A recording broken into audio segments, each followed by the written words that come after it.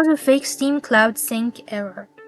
In this video, I'll be showing you the procedure to fix, so make sure to watch this video right till the end. First of all, you want to launch open Steam.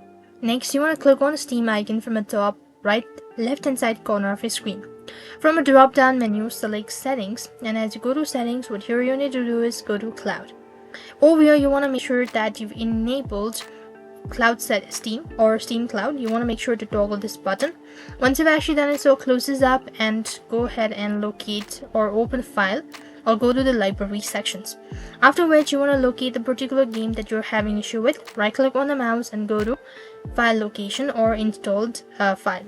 Once you go to it, you want to go ahead and look for File Integrations or the Game Integrity, or look for the Game Integrity and see whether that will be able to fix or not. Despite that, if the issue still persists, what next you want to do is click on the Steam icon once again and go to Settings from a drop down menu. Then you want to go to the Storage section. When you go to Storage, you want to click on the three dot icon and click on Repair Library. Once you've done it, so click on Close, and this should be able to fix.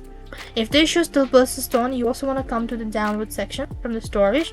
Then you want to scroll down and click on Clear Cache. Now this is going to log you out, so click on the confirm button. Once again, re-log in and see that will be able to fix. Despite all this, if nothing works out, then you want to first of all completely close Steam. And when you do it, so what next you want to do is you want to go to Add or Remove, and over here you want to go ahead and locate Steam and uninstall it by tapping on the three dot icon, and that way you should be able to fix. So that's all. I hope the video was helpful. Make sure to like, share and subscribe. Thank you for watching. See you in the next video.